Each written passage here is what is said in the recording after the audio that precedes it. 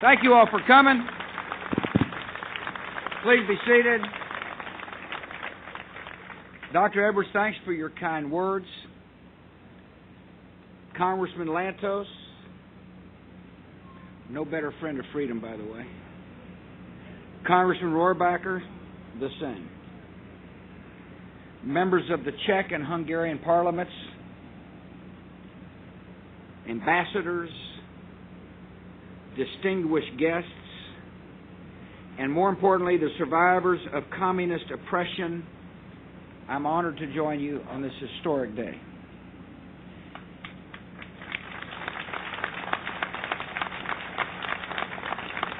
And here in the company of men and women who resisted evil and helped bring down an empire, I proudly accept the Victims of Communism Memorial on behalf of the American people.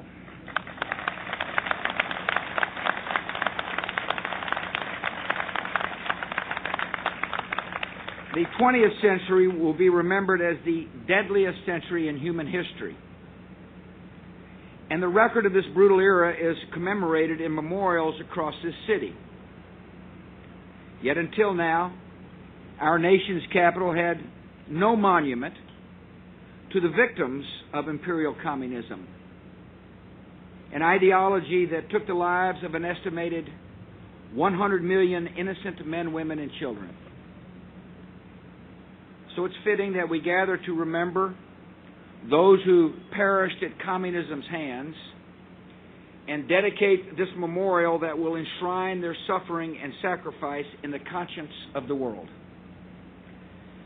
Building this memorial took more than a decade of effort, and its presence in our capital is a testament to the passion and determination of two distinguished Americans, Lev Dobryansky, whose daughter Paula is here,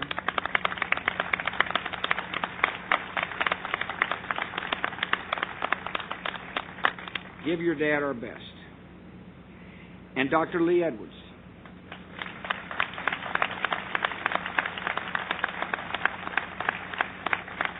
They faced setbacks and challenges along the way, yet they never gave up. Because in their hearts they heard the voices of the fallen crying out, "Remember us."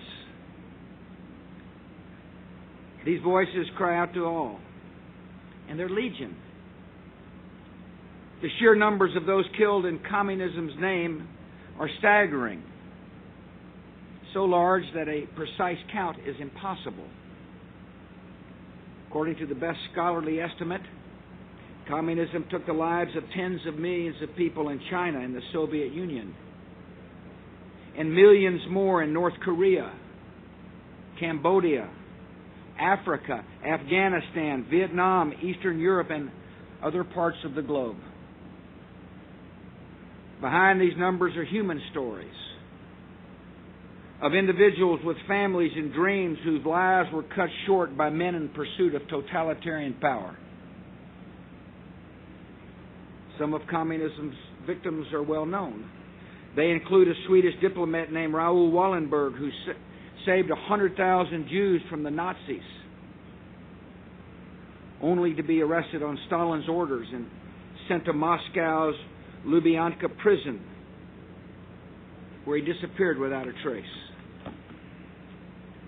They include a Polish priest named Father Papiejeszko, who made his Warsaw church a sanctuary for the Solidarity Underground and was kidnapped and beaten and drowned in the Vishula by the secret police. The sacrifices of these individuals haunt history, and behind them are millions more who were killed in anonymity by communism's brutal hand. They include innocent Ukrainians starved to death in Stalin's Great Famine, or Russians killed in Stalin's purges, Lithuanians and Latvians and Estonians loaded onto cattle cars and deported to Arctic death camps of Soviet communism.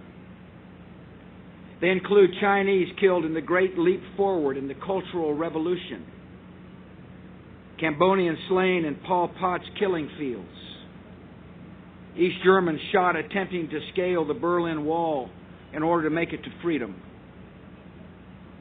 Poles massacred in the cotton forest, and Ethiopians slaughtered in the Red Terror.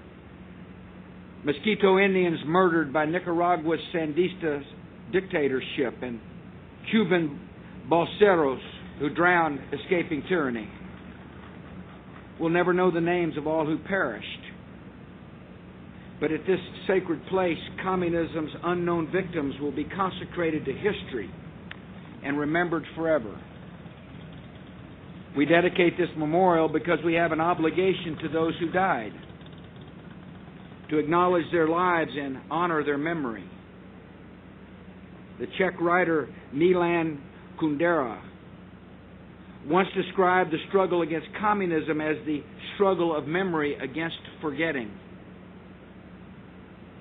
Communist regimes did more than take their victims' lives. They sought to steal their humanity and erase their memory. With this memorial, we restore their humanity and we reclaim their memory. With this memorial, we say of communism's innocent and anonymous victims, these men and women lived, and they shall not be forgotten.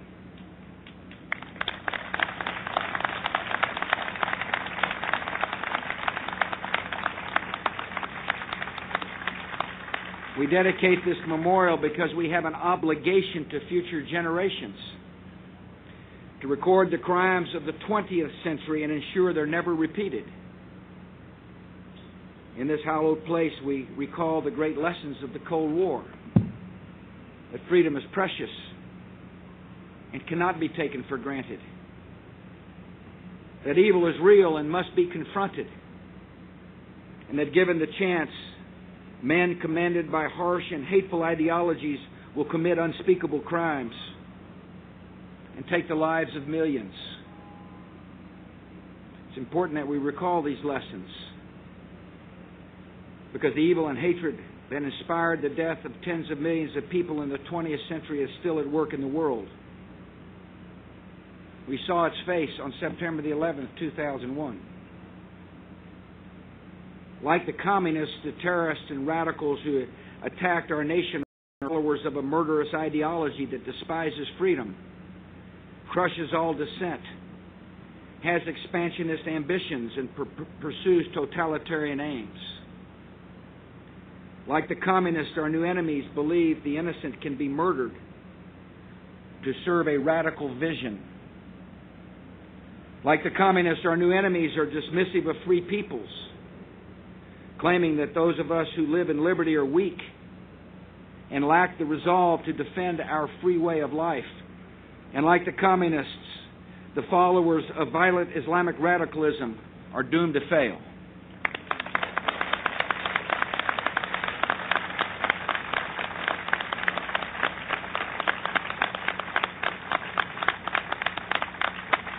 By remaining steadfast in freedom's cause, we will ensure that a future American president does not have to stand at a place like this and dedicate a memorial to the millions killed by the radicals and extremists of the 21st century.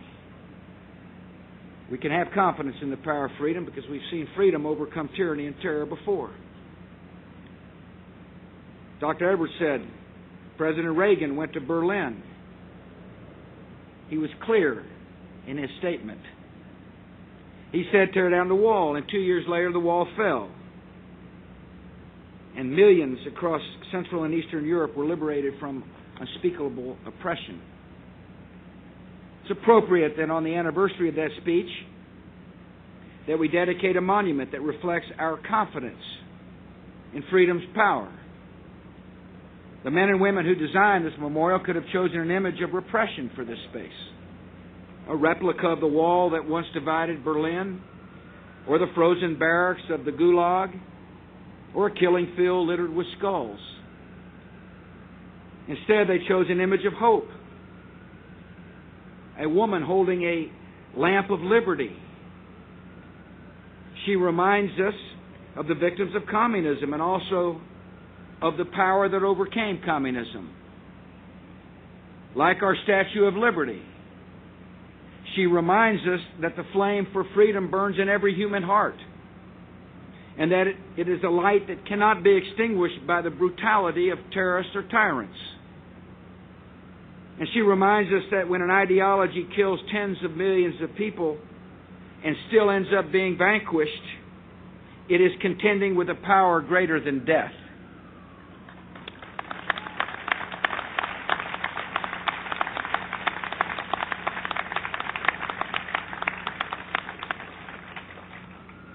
She reminds us that freedom is the gift of our Creator. Freedom is the birthright of all humanity. And in the end, freedom will prevail.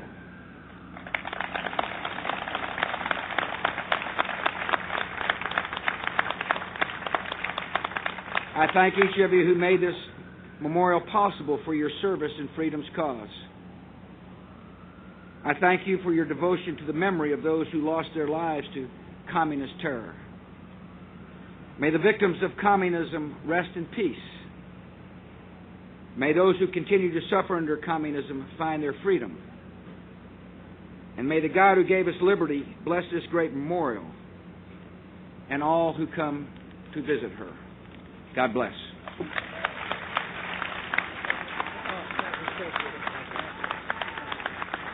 May I put the speech in the convention?